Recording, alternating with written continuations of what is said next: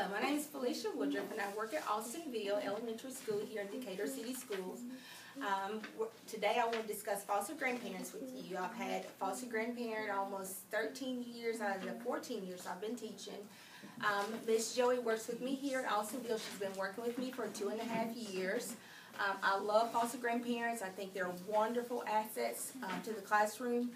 I just wanted to give you an overview of what a foster grandparent can do in the classroom. One thing that I love to do when they first come, I talk to them about my system, I talk to them about what I expect, I talk to them about the kids and working with each of them. First of all, I have a system that is a notebook that I give each foster grandparent, and it has the student's name in it, it has everything that I want them to work with. We focus mainly on math and reading. Reading is more so than math, but it's down packed to what I expect her to do. Math, sight words, anything that they're struggling on, she knows. We do assessments with them. We always collaborate together about who's having trouble with whatever. This is Miss Joey, my wonderful foster grandmother, who I love. She has a notebook, and right now she's working with a student, and they're working on math. But this notebook that I have here consists of, and it has her name on here, Miss Joey's notebook. It consists of nonsense word fluency.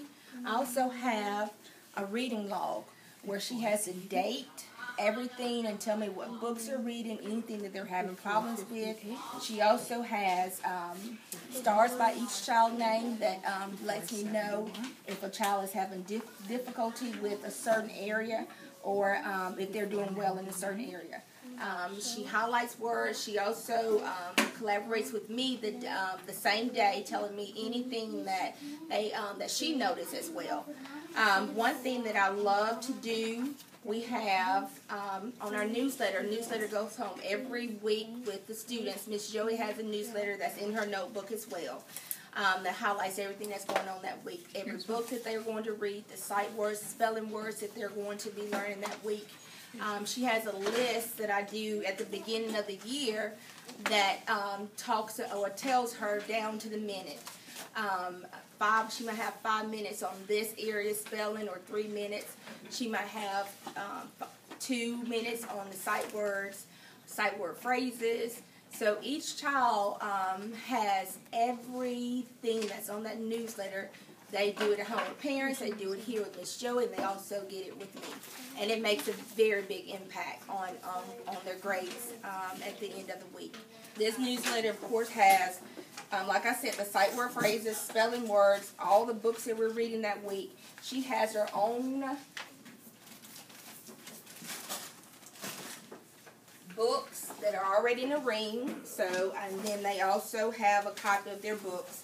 Each decodable is in this ring that she reads with them. She also has in her wonderful organized container sight word phrases that she uses as well. She has notebooks that has our other sight words in here, from list down to list 1A to all the way to list 11B. This really works well because Miss Joey doesn't ever have to say, okay, Miss Woodruff, what do you want me to do? It's so organized that she knows exactly where she is. She knows exactly what she needs to get. She knows everything in the classroom probably better than myself. So she's able to do her job successfully. One thing that I love is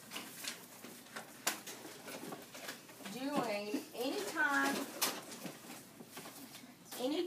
that we have a child that is really having a difficult time with reading or any subject. Sometimes we'll focus more on that particular subject with that child. If we see that child is doing better in sight words or spelling, she has a list of fluency packages that she can read with them on this. That doesn't have a lot of pictures if they're having a hard time with focusing on words, so she can read this with them. One thing that also, Miss Joey,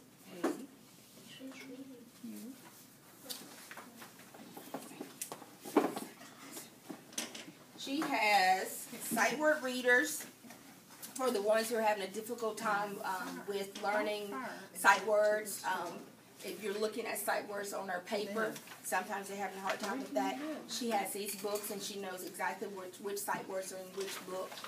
This helps a lot. One thing that I love when I'm working in small group and Miss Joy's working, I don't mind that both of us are talking in the classroom. So of course we have a system where they have a magic stick, where they take the magic stick and they give it to the next person that's supposed to come up to Miss Joy. No one has to say anything. Miss Joy doesn't have to call a student. They walk up to her and they know exactly what they need to do. When I'm looking at the assessments that we have at our school, so we've done DIBELS before, and the students have made so much growth because of the one-on-one time. Of course, I do one-on-one, a lot of small groups with the kids, but they get that 5 to 10 minutes of one-on-one with Miss Joy. We've seen growth in nonsense words, their fluency, the way they read, just having that one-on-one time with the child. Sometimes we're not able to do that. We're doing it in a small group, but just being able to work one-on-one with a child helps so much. I've seen it probably every single year I've had a foster grandparent.